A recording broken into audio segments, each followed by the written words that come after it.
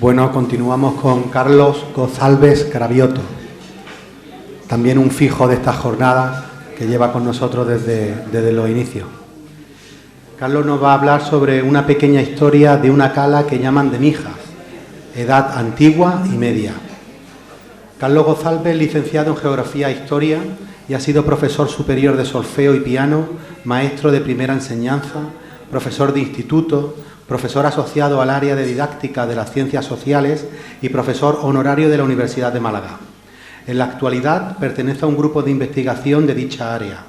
Es miembro del Instituto de Estudios Ceutíes, de la Real Academia de Antequera, del Centro de Estudios Históricos de Granada y su Reino, de la Asociación Española de Arqueología Medieval y de la Asociación Numismática Española. Su especialidad es Historia y Arqueología Antigua y Medieval de Málaga, Ceuta y Norte de África, además de la prospección arqueológica. Adelante, Carlos. En primer lugar, quiero felicitar tanto a Paco Guti como a Óscar por lograr esta continuidad en esta jornada de historia y etnología. No es nada frecuente conseguir lo que han conseguido, ese volumen de información, ese volumen histórico que tiene este pueblo ahora mismo, que partía prácticamente de nada, es una labor increíble, de verdad. Reitero mi felicitación por ello, y al ayuntamiento, claro está, que lo ha apoyado ininterrumpidamente a pesar de los cambios producidos continuamente. Bien, para aquellos que ya hemos estado 3/4 de siglo pasando por la carretera nacional, la 340, a la altura del kilómetro 241, me parece que es donde está lo que hoy se llama como Cala de Mijas, que anteriormente no era Cala de Mijas, era la Cala del Moral. Esto, lo que les decía, que llevamos ya 3/4 de siglo pasando por ahí, hemos visto cómo una docena de casas se ha transformado en una verdadera urbe, pero de una forma un poco, para mí, pues dolosa y doliente. La cuestión de la historia, la arqueología, no se han preocupado de tener un control de esos movimientos de tierra, no se han preocupado ni el ayuntamiento por un lado, así como lo felicitaba por unas cosas, también hay que denigrarlo por otras. No se ha preocupado ni el ayuntamiento ni la Delegación de Cultura, se han preocupado de controlar esos movimientos de tierra que se han hecho en esta parte. Y se han destrozado muchísimos yacimientos arqueológicos, con lo cual se ha perdido una gran parte de la historia, puesto que la historia en la Edad Antigua y en la Edad Media no puede hacerse de otra forma, porque no tenemos documentos escritos, no tenemos archivos, lo que tenemos es simplemente arqueología para poder hablar tanto de la Edad Antigua como de la Edad Media. Bien,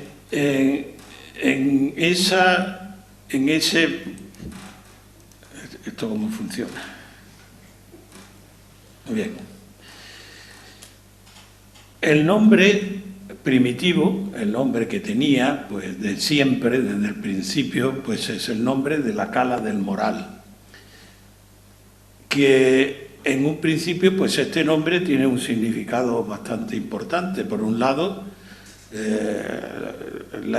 tiene un significado propiamente marinero, el nombre de la cala, que la Real Academia lo define como una ensenada en forma de saco, donde encuentran algún refugio los barcos, por lo menos los de pequeño calado. Y por otro lado, el Moral hace referencia a una de las grandes producciones que había en toda la costa de la Málaga nazarí, de la última época del poder musulmán aquí en la península, que era pues la seda, que era un producto que además tenía unas connotaciones muy importantes porque en su último estadio, digamos, tenía el monopolio, lo tenía el Estado nazarí y gracias también a la intervención sobre todo de los comerciantes genoveses que fueron muy importantes en lo que es Málaga. Y ese nombre de Cala del Moral, resulta que había dos calas del Moral muy cerquitas, una de otra. Tenemos una al oeste, en el Ayuntamiento del Rincón, y tenemos otra al este, que es esta, la cala de que hoy día se llama de Mijas. Eso ha producido a lo largo de la historia confusiones, e incluso en historiadores modernos, unas veces hablan de a lo mejor un documento que habla de la Cala del Moral, hablando de una y se refiere a la otra. Hay muchas confusiones al referente. Y quizás sea por eso, por lo que pues más o menos a mediados del siglo pasado, pues empezó la denominación de la Cala de Mijas para diferenciarla de la Cala del Moral. Como Cala del Moral aparecen los primeros documentos de la época cristiana. Bien, aquí tenemos pues la situación geográfica de lo que es la cala entre Fuengirola y entre Marbella. Bien, se citan los primeros documentos en los repartimientos, que es la primera documentación que tenemos, y se citan eso, dándole permiso a un señor, Francisco Alcaraz, para construir una venta en esta zona. Y también, pues en la instrucción de 1497, también se cita como Cala del Moral. A partir de ahí, ya toda la documentación cristiana nos habla de la Cala del Moral, hasta llegar, como digo, a mediados del siglo XX. Dentro de la documentación cartográfica, incluso, pues aparece también como Cala del Moral. En el primer documento, en el Atlas de Teseira, pues ahí tienen ustedes reflejado, en el siglo XVII, pues aparece reflejado ahí la Cala del Moral, donde, por debajo de donde pone ahí Cala del Moral. Este es el primer documento gráfico en donde se cita la Cala del Moral. Bien, pero en los sitios de costa, uno de los mayores problemas que se encuentran los arqueólogos y los historiadores referente a la edad antigua, sobre todo, es el problema del avance de la línea de costa. Porque realmente pues, la costa cambia, sobre todo en las zonas de desembocadura de los ríos, y aquí en la cala pues tenemos dos ríos que hoy día pues prácticamente ni existen, pero tenemos el arroyo de la Cala y el arroyo de la Realenga, que son dos ríos que sí han sido ríos importantes de aluvión, sobre todo, y que han modificado bastante la costa. A partir de 1985 hasta 1990, pues Osvaldo Arteaga y Schubert también, el alemán, y algunos geólogos de la Universidad de Dresde, pues hicieron una serie de catas en todo el perfil mediterráneo.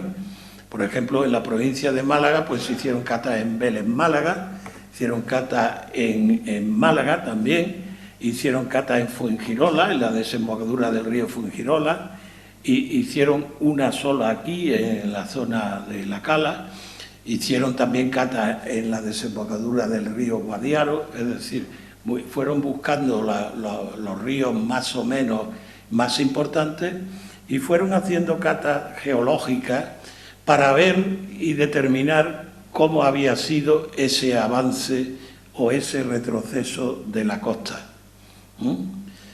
Y encontraron pues que en la desembocadura de estos ríos, pues según esas noticias, pues la costa era realmente grandes estuarios donde el agua del mar penetraba bastante hacia el interior.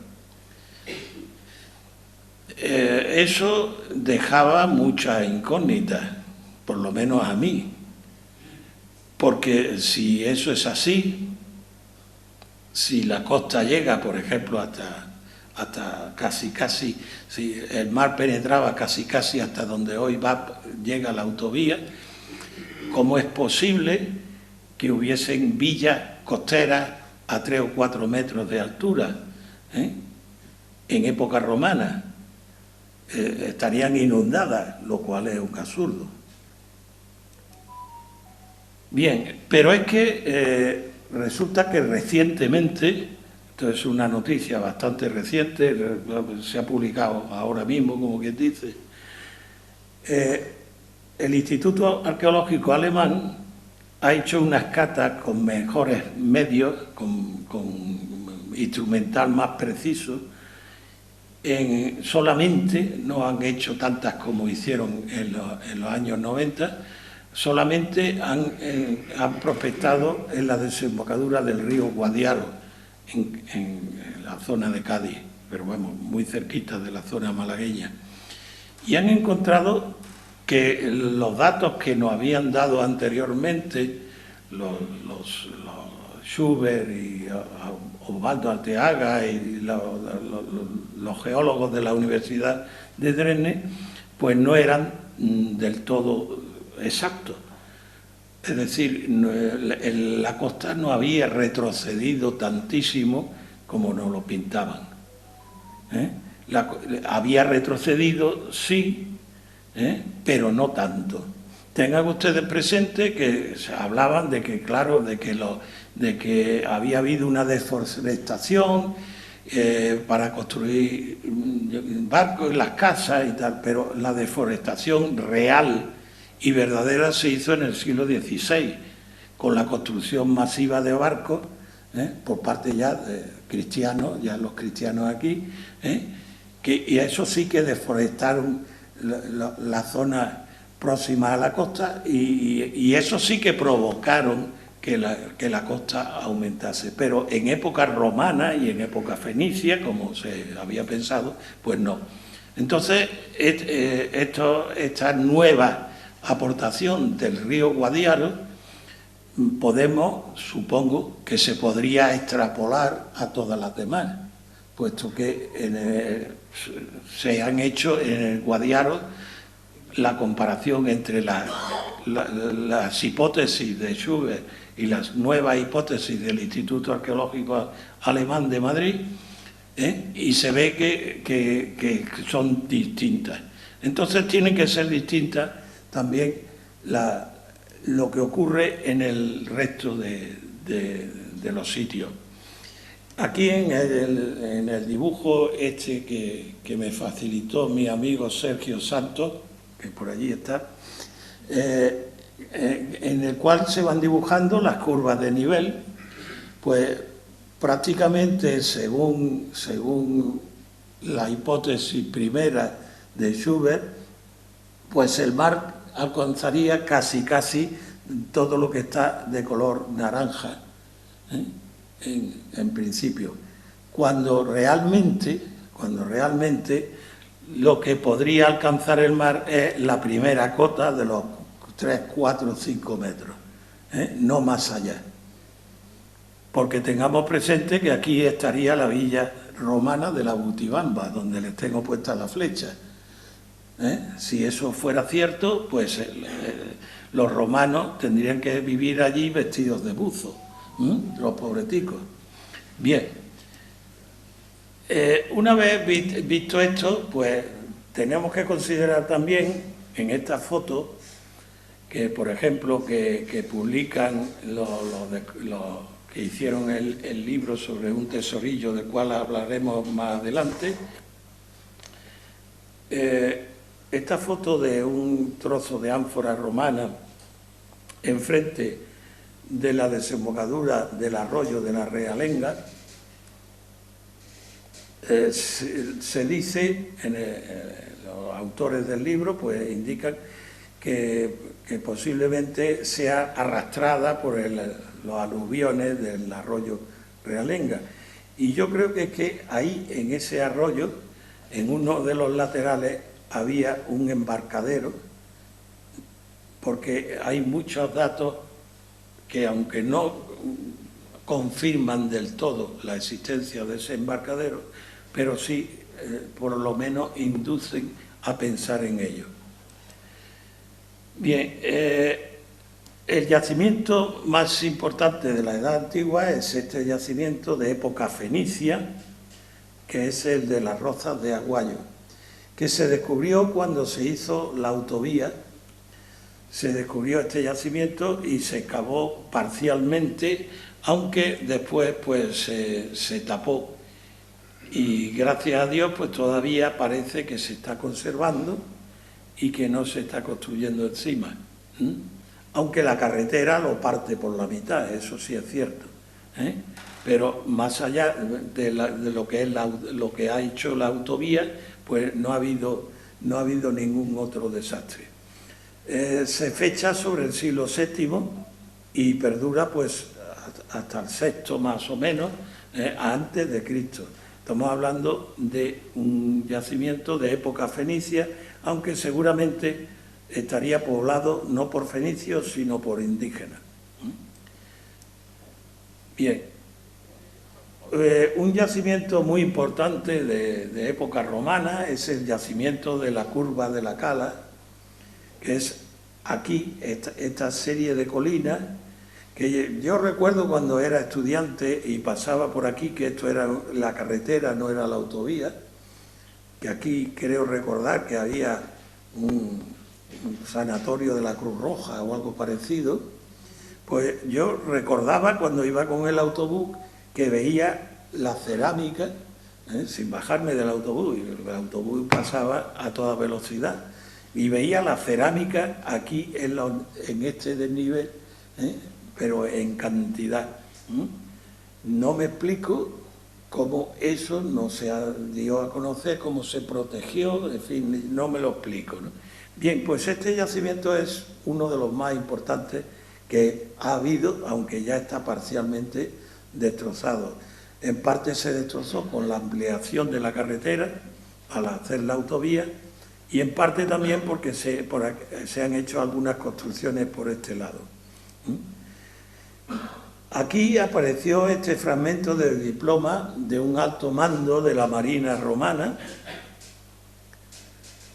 que eran unos diplomas que eran como unas tarjetas de licenciamiento, se les daban a los que se licenciaban del ejército, es decir, era una persona que ya no estaba en el ejército. Es un pequeño bronce que apareció aquí y que parece ser que anda en una colección de Valencia. Me extraña, pero bueno. Sí, sé que yo sé que se vendió. No se vendió. Bueno, tú tienes otra versión. Ya, no, el que se lo encontró lo vendió, se vendió y se vendió, y los compradores eran comerciantes de antigüedades y, según parece, pues anda en una colección particular valenciana, en Valencia. Pero eso no son datos confirmados, ni mucho menos. No son datos confirmados. Bien, vamos a ver si puedo... Sí, si esto sería la zona del yacimiento de la Curva de la Cala, tenemos aquí el otro yacimiento romano, donde apareció un tesorillo publicado por algunos que están por aquí, un tesorillo de 83 monedas del Bajo Imperio, lo que llaman el Cerro de la Condesa, que además hay un libro publicado sobre eso. Las monedas pues oscilan entre el 330 y el 395 después de Cristo, claro, desde Constancio II a Teodosio. Y las monedas tienen la característica de que tienen restos de incendio. Las monedas tienen restos de incendio que indican, pues eso, algún suceso bélico, quizás en la zona, que por la fecha del 395 se podría corresponder con los ataques de los bárbaros silingos que vinieron por aquí por esas fechas más o menos. Hay otros tesorillos también de esa misma época y con esas mismas características, y quizás con muchísimos más numerosos en la provincia. Prácticamente pues todos son inéditos,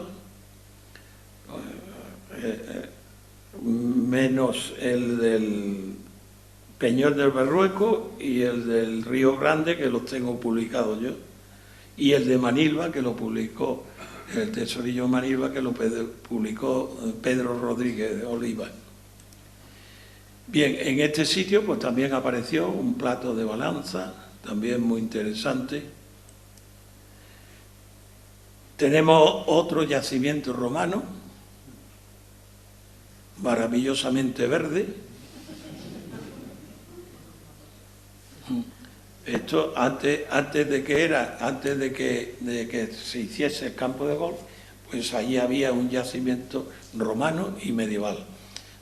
El único romano que hay en la zona, bueno, el único no ha ido, pero este es de los poquitos que hay en la zona ya hacia el interior. Pero de época romana, el yacimiento romano más importante es el de la villa de la Gutibamba, que es una villa señorial y que tiene dos partes, una parte señorial de residencia del señorito, llamémosle así, con dos mosaicos. Uno de los dos mosaicos tiene más de 50 metros cuadrados de extensión, es decir, es un pedazo de mosaico. No son figurativos, pero sí son geométricos, son dibujos geométricos. Y esto se encuentra, pues, supuestamente, y digo supuestamente porque no me lo creo, cuando se excavó, pues se construyó un edificio encima, ahí tienen ustedes la situación, se construyó un edificio encima con la condición de que se reservasen los restos. Habrá que ver, porque no me lo creo, porque yo he visto muchas cosas de este tipo y los restos pues, suelen terminar en la basura, y no me extrañaría que incluso algunos de ustedes tengan alguna tesela de estos mosaicos. No me extrañaría lo más mínimo. Esto se podía haber hecho como se ha hecho en el Rincón de la Victoria, que ha sido una cuestión modélica. O sea, a mí cuando las cosas se hacen bien, pues no me cuesta trabajo decir que se hacen bien. No sé si ustedes han visitado la villa de Antíopa, en el Rincón de la Victoria, que el edificio está encima, la villa romana la han conservado abajo, es visitable, etcétera. Es una maravilla. Y se podría haber hecho eso ahí. Que yo estoy seguro de que no queda nada. Vamos. Pero en fin. Bien, estos son vistas, fíjense ustedes las dimensiones que tenía dos partes, ya les digo, tenía una parte incluso calefactada, es decir, podrían ser incluso una parte de termas también, asociada a la parte, fíjense ustedes, la carretera, es decir, es que el edificio está justo encima, está justo encima. Oficialmente oficialmente está tapado y conservado, ¿eh? Pero vamos, ya les digo que no me lo creo. Bien, los yacimientos de la edad antigua de esta zona de la Cala, pues no son demasiados. Tenemos los de Rozas de Aguayo, que ya le he dicho que no es, que es fenicio. Luego tenemos un horno, bueno, teníamos, porque ya sí se ha construido encima. Teníamos un horno que posiblemente yo lo di por medieval, pero después parece que es muy parecido a unos hornos de época fenicia que han salido en la zona del castillo de Fuengirola, con lo cual pues ya me corrijo a mí mismo, ¿eh? Ya no sé si es medieval o es de época fenicia, pero en fin, como no hay forma de volver a verlo, pues Dios sabe. Bien, en la propia Roza de Aguayo, pues también los excavadores pues encontraron también restos romanos muy cerca de allí. Tenemos el de la Curva de la Cala, el Cerro de la Condesa, que es en donde salió el tesorillo, en el Arraijanal, que luego hablaremos de él porque esencialmente es un yacimiento medieval, pero también ha salido cerámica romana. El del campo de golf, que ya le he dicho que está desaparecido, el de la villa de la Butibamba, el de la Butiplaya, que son unos restos cerámicos que aparecieron muy cerca de la playa, y luego el del lagar de Valderrama, que es un yacimiento grande medieval, pero que también tiene restos romanos, aunque pocos. Bien, ahí tienen ustedes más o menos la situación de los yacimientos que les he citado. Bien, en cuanto a las vías romanas que pasaban por la zona, pues esencialmente pues la vía de la costa, claro está, que estaba situada pues entre los municipios de Suel, que sería más o menos el castillo de Fuengirola, los Acevedo y toda esa zona, y el de Saldúa, que estaría por la zona tirando hacia Marbella también, tal como nos lo refleja ya en el siglo XVIII Juan López. Bien, yo hace ya muchísimos años pues hice ese trazado a la vía romana, porque la zona de Torrecrebrada y toda esa zona es muy abrupta para el trazado de un camino, y entonces normalmente la vía romana lo que hacían era penetrar en el interior. Y efectivamente hubo, porque también está perdido ya, porque se han hecho construcciones que han perdido el camino, pero hubo un camino antiguo, que aquí lo tenemos reflejado, que nos dice Camino Viejo no pone más, pero Camino Viejo de Marbella, ¿no?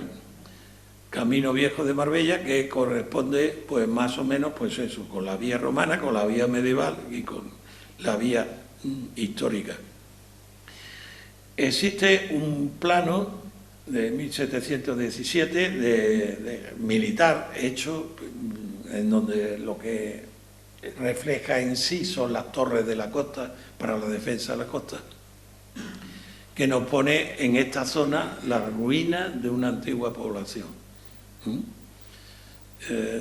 También parece indicar, pero con una imprecisión muy grande, a esta zona Medina Conde cuando habla de una antigua población en el siglo XVIII, y también Martín de Roa, que es otro historiador malagueño del siglo XIX, también habla en esta zona de una antigua población, que yo calculo que sería en los alrededores de donde está la Curva de la Cala, del yacimiento de la Curva de la Cala, porque ahí sería donde además estaría seguramente ese embarcadero o puerto.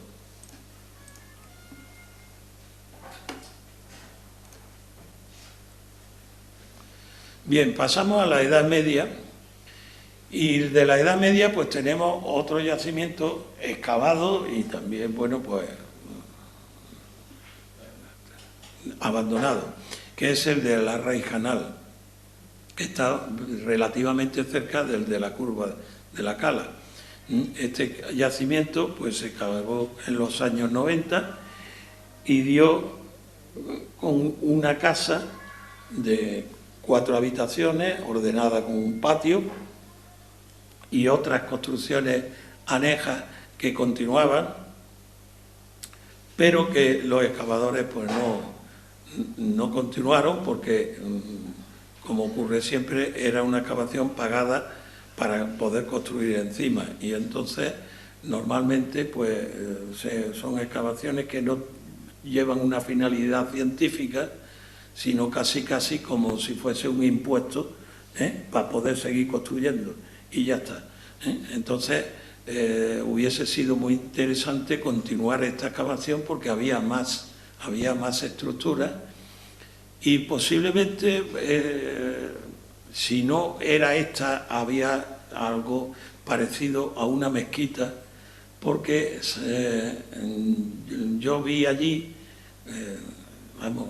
después pude ver, después de la excavación, pude ver allí unos ladrillos, unas tejas, mejor dicho, con indicaciones en los dedos, con meandros en los dedos, que son tejas que dentro del mundo islámico se usa eso como amuleto o como un símbolo de protección.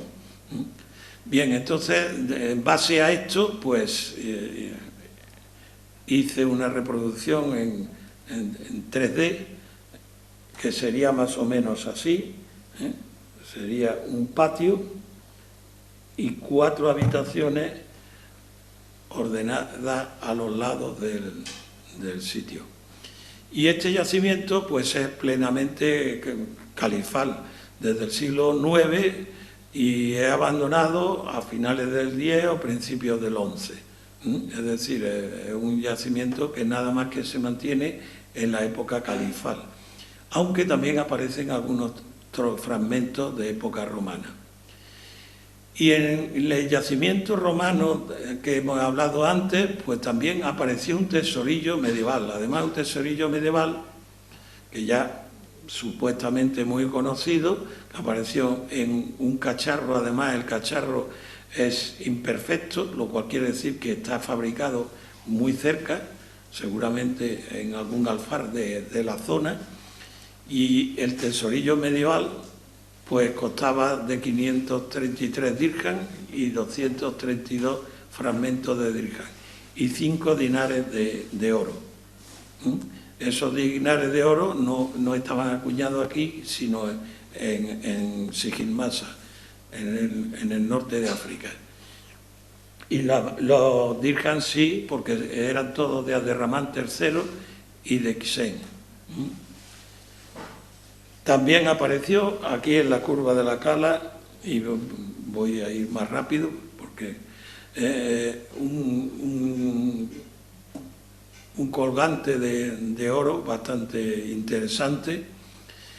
En el yacimiento de Cotrina pues apareció una pieza de marfil que cuando la publiqué por primera vez pues dije que era que podía ser una pieza de ajedrez.